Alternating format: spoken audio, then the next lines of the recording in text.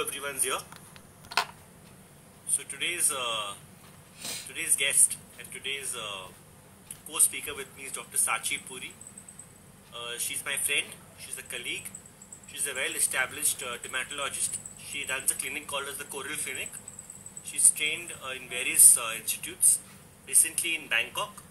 Always has humanity as a mission. She's into surgical and aesthetic dermatology.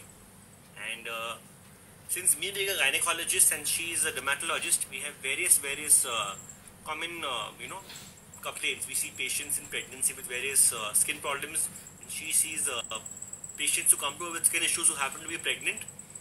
And in today's talk, we'll be taking up all the skin and hair changes in pregnancy. I'm just waiting for Sachi to log in. Any minute she'll be there.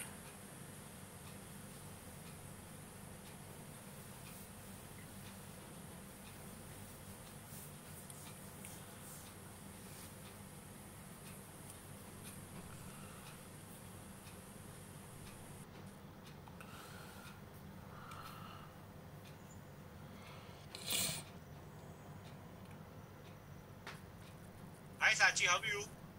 I'm good. Hi Amkesh, how are you? So good to see you. So good to see you. Likewise, and so happy to be doing this live session with you. Yeah, I'm glad I'm doing it with you, with a friend, and with someone who's doing so well right now in Dermat. How's the lockdown treating you? Good, yeah, it's not too bad. I think if you keep yourself busy and productive, well occupied, it's not too bad at all. You just set a nice productive routine for yourself and keep following it, and you just don't get to know how time flies by. I agree. You know, guys, I feel something about Sachi. She's such a calm and centered person that I'm sure that even lockdown happens forever, she'll be fine because she's so calm, she's so centered. She knows how to keep herself, a head on her shoulders, and I'm sure she's managing very well. So Sachi, I wanted to discuss with you, now as a gynecologist, obstetrician, seeing pregnant women almost every day. So every pregnant woman is so happy about her pregnancy, her sonography, the baby's heartbeat, the baby's growth scans, everything is so fine. But any form of discomfort that prevents a woman from sleeping, woman from actually being herself, enjoying her pregnancy, just generally not she expected pregnancy to be so beautiful, but the skin changes, the hair changes. There's a lot of nuisance to patients because we have our hands tied.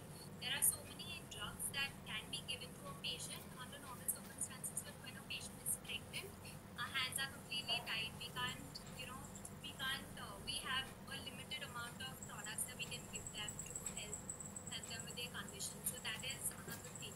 And then we see a lot of I don't know, just these regular things, these cosmetic concerns. This is what makes women really depressed. They hate looking at themselves in the mirror. It it psychologically traumatizes them to such an extent that they stop enjoying the whole process of nurturing and bonding with their child, and they just keep focusing on those pigmented patches that are appearing on the cheeks, and just like I agree with you. I'm really sad, and my heart goes out to them. And I'm glad I can be here and help as many pregnant women. And it's a very soul satisfying job to help these pregnant women to relieve them of their problems so that they can once again get back to enjoying their pregnancy. And I really enjoy that part. No, very well compiled, Sachi. So see, now we get women with the black line, the linea nigra from the sternum up to the pubic bone, the pigmentation of nipples, the pigmentation of the underarm, the armpits. So this is what we consider as standard. We tell the patients all this will reverse post pregnancy. Yeah, and that's what I tell all my pregnant women. Yeah. It shall pass. This is not forever. It's just come for that brief period of 9 months, and within 6 to 8 months post delivery, it's all going to be gone. So enjoy your pregnancy while it lasts, because that's not going to, go on forever as well. Enjoy bonding with your child. Focus on the more deeper, more Very nice.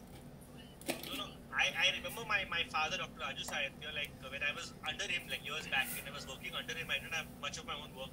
He saw patients with linea nigra and with stria gravidum stretch marks. He would tell the woman, this is a badge of pregnancy. You're a woman now. So, you want your stripes. So things like that, like, make them feel better. Wear them proudly. Yeah. Raise Yeah. the Yeah, I mean, women took on this journey. You're a mother now. It's like the best thing on your CV. You can say that. It's the best thing you've done. I do so much hand holding. I really comfort them. I spend almost half an hour, 45 minutes talking to these pregnant women, just giving them reassurance and letting them know that certain things which are not going to disappear on their own post pregnancy, we are here to help. And that time we have a whole, array of, we have a whole armamentarium of things that we can do, which we can't do as pregnant. So we just give them hope, I think, for the future. So I think a lot of tender love and care, TLC. Absolutely. Yes. So Sachi, my first question to you. So let's talk about the issues that cause the distress, the anxiety. A lot of women come with sleeplessness because of itching, because of rashes. What's your take on that, Sachi? Yeah, so these rashes in pregnancy are a big concern and they're very, very common. Especially, you can't anticipate that such a thing is going to happen to you when you get pregnant. But a great way for women or girls, newly pregnant girls to find out whether they are susceptible to getting these is asking their mothers about what their, pregnancy journey was like. So there's a high chance that if your mother has suffered from pregnancy dermatosis, even the daughter would, because these things are highly genetic. So that's a great way of, sort of figuring whether you're susceptible to them and preventing them as much as possible. And there are various rashes that are common in pregnant women. One, though, the simple, pruritus of pregnancy because of stretching of the skin and the dryness that sets in. Just that, intractable itch, which causes so much irritation and annoyance, doesn't allow these patients to sleep. They're irritated, they're having these swings, they can't focus on anything they're doing, they can't be mindful, they're just not enjoying their pregnancy. So helping women with that. Then I think the jaundice that happens in pregnancy because of the pressure of the big belly on the liver, that also causes a lot of itching. There is this very common skin condition. It's called the PUB. PUBP is the pruritic urticarial papules and plaques of pregnancy. That's really common. But these days we have really nice, safe, moisturizers and anti-inflammatory medicines which are super safe in pregnancy. And with the help of those kind of safe inert drugs, we can really give a lot of relief to these pregnant women and get them to start enjoying their pregnancy once again. Also, a very safe antihistaminic drugs, the drugs which help to reduce the itch sensation. So safe ones are available these days, which we put our patients on an SOS basis, not on a daily basis, because we don't want them to be addicted to those kind of drugs. And then simple, advice on gentle skincare, which really helps. Simple things such as not bathing in very hot waters. Hot water strips the moisture off the skin, so it makes the skin even more dry. Using mild soaps devoid of fragrances and devoid of too many chemicals. Moisturizing their bodies with scientific inert moisturizers. Basically, these fancy brand moisturizers have a lot of alcohol. They have fragrances and chemicals which can really irritate the skin further. So just talk to your gynec, talk to your dermac. Get hold of these safe and inert products. Use them. It'll not only help to soothe your skin down, but it'll also prevent a lot of stretch mark formation, which is great. I wanted to ask you something, Sachi. How safe is it, like these drugs like Allegra, Cetirizine, Levocet, Newcast, all the anti-allergic and antihistamine you said? How safe are they? What dose? Like Very small dosages, even like a fexofenadine, which Allegra. people know as Allegra. I will never give it to my pregnant patient and ask her to, take one daily. I'll always ask her to start with 1/4 of pill. If just taking 1/4 of a pill gives her good enough relief, I'll ask her to stick to tiny dose of which is like 30 or 60 mg. But suppose one-fourth is not giving her relief, then I ask her to take another little bit and take half of a pill. If that doesn't help, so gradually you sort of upgrade and tweak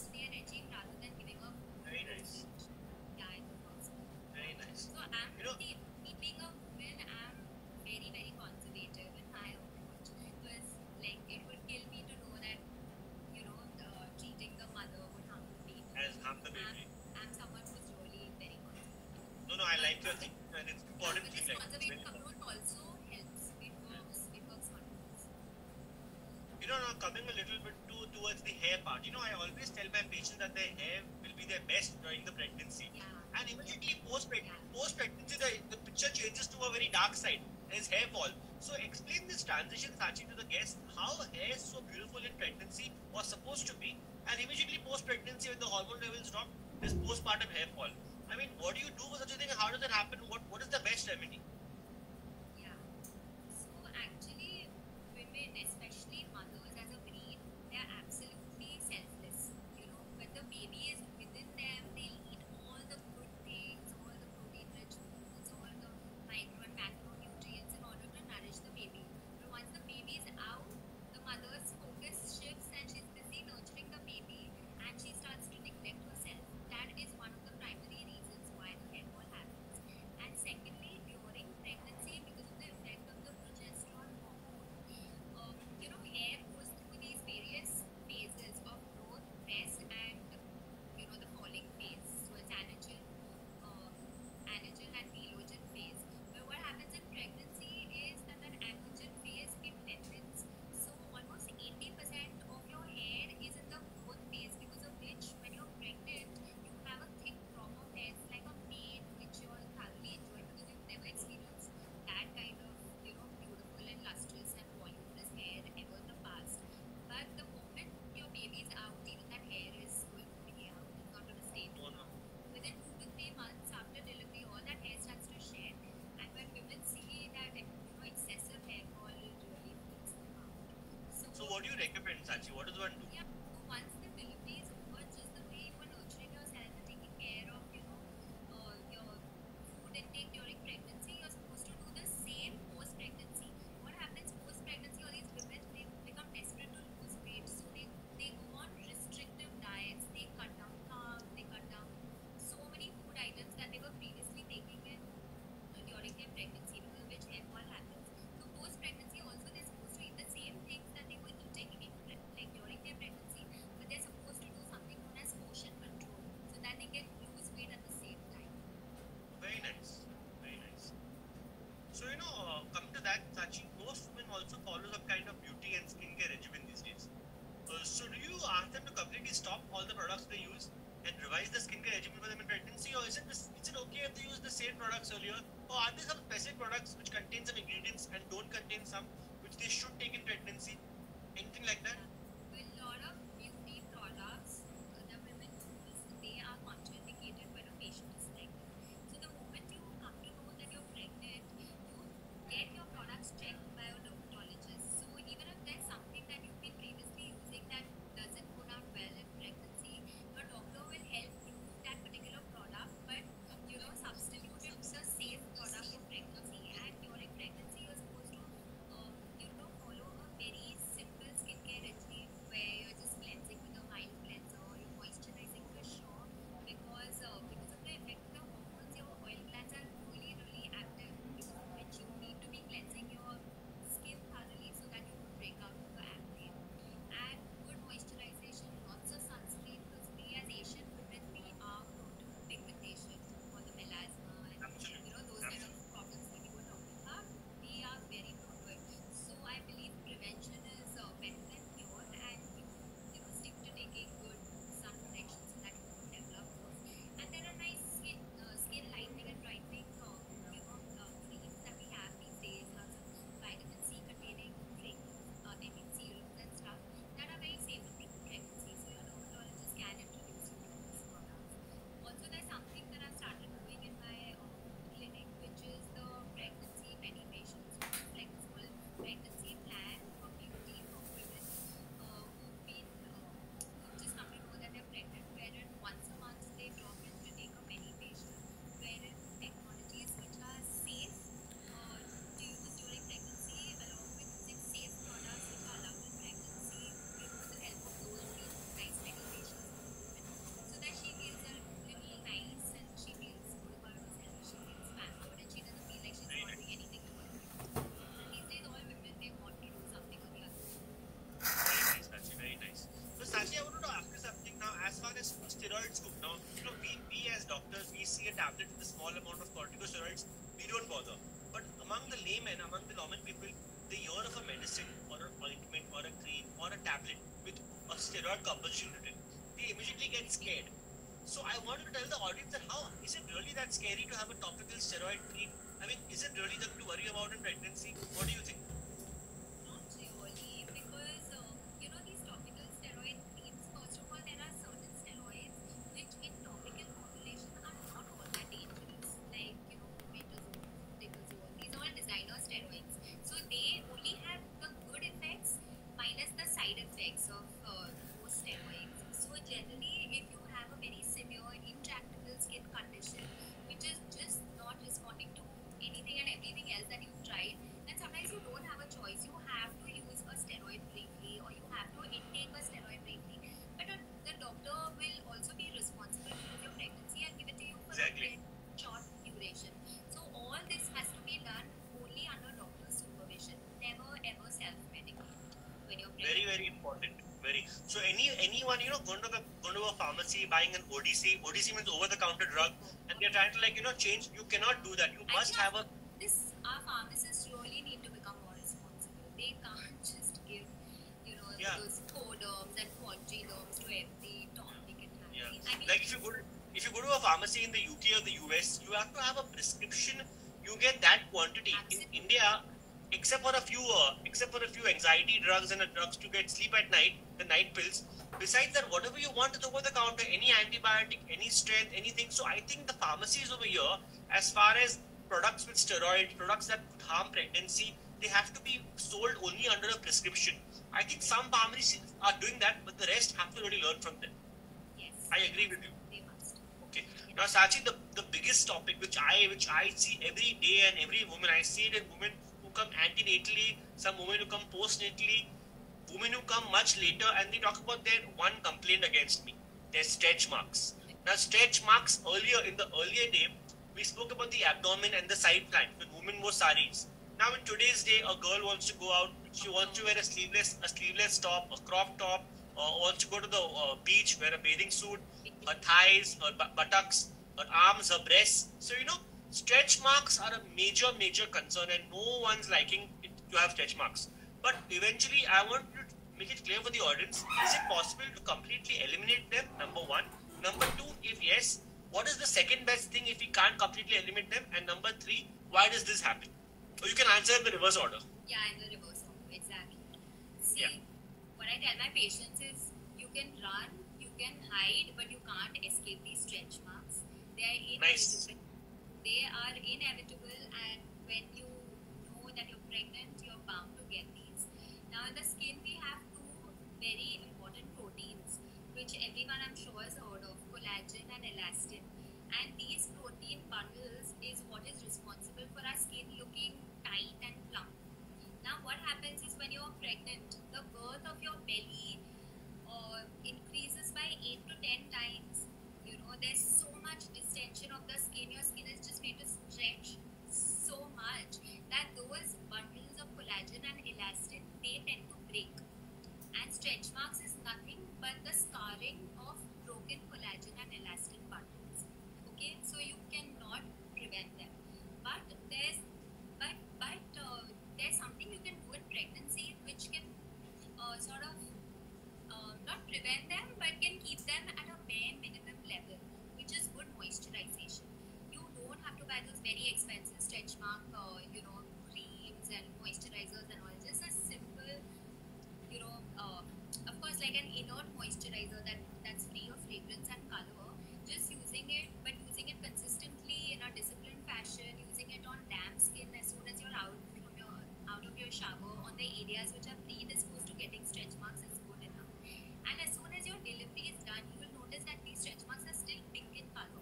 When they're pink in color, they are fresh. And that's when you can introduce, like once the delivery is done, you can introduce these stretch mark revising creams, or you can use scar revision lasers to get rid of them. So I tell my patients, when they're nearing their delivery, that if either you proudly walk around with your stretch marks and embrace your body after, embrace it for what it's become post delivery, or if you're one of those who is really going to mind those stretch marks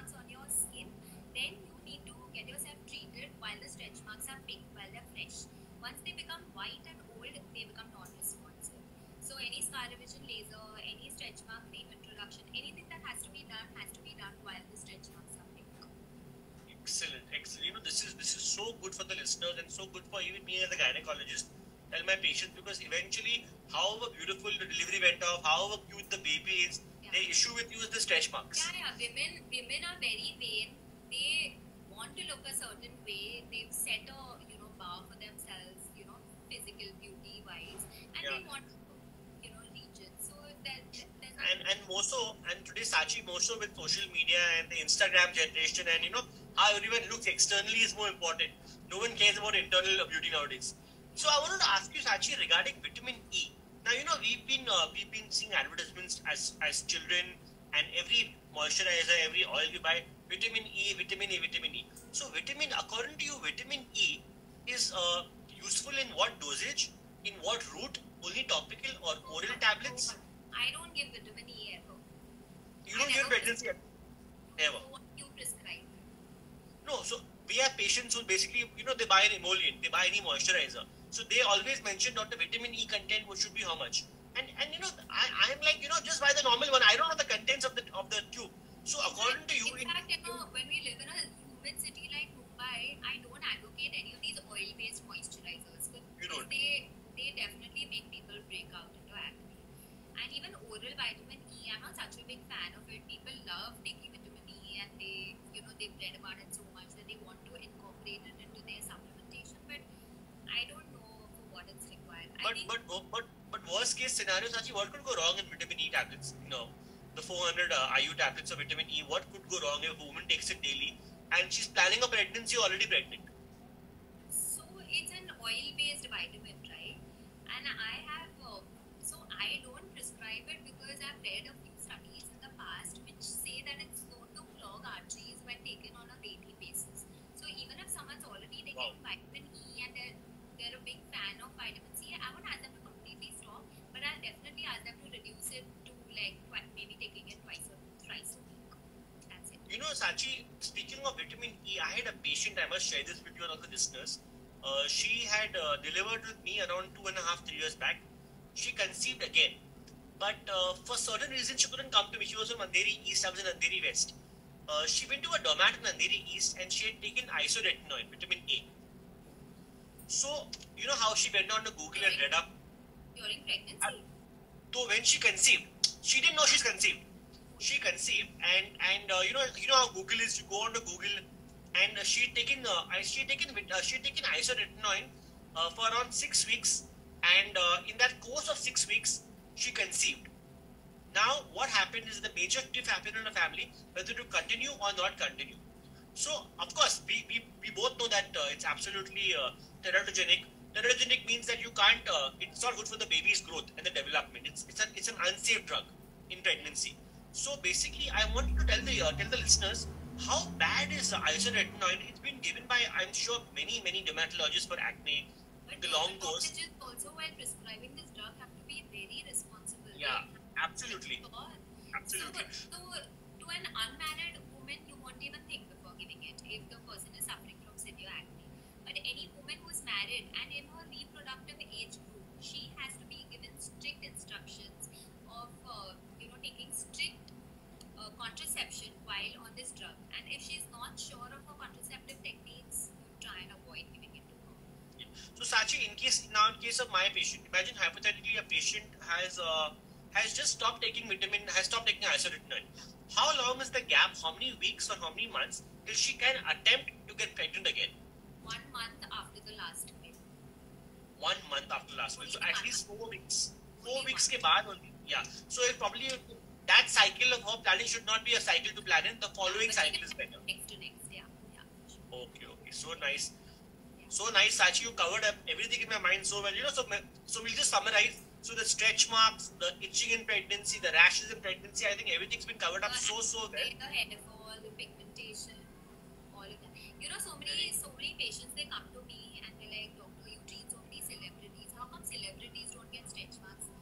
I'm like, don't go by those pictures that you see on magazines. Exactly. And don't go by what you see on social media. Celebrities are also human beings and I've seen them up close and personal. They have the exact same things that we have, and they also go through the same problems that we go through in pregnancy, and they also have an equal amount of stretch marks. It's just that there's so much pressure on them to look a certain way, Absolutely. and they have no dearth of money, right? So they put in everything that they have to, restore Their face. Yeah, Their look. not only face, even body to restore. Yeah. the Yeah. I mean they used to the entire external appearance. See, already there's beautiful makeup. There's beautiful makeup. Then They there's have people covering them up with makeup. They have the best people doing their photoshops, before their images. So, get I've read about video Photoshop happens. Like, excellent. A woman even walking can appear different because of video Photoshop. Anyways, So that's apart from. That's something That's- I want to tell all the girls out there.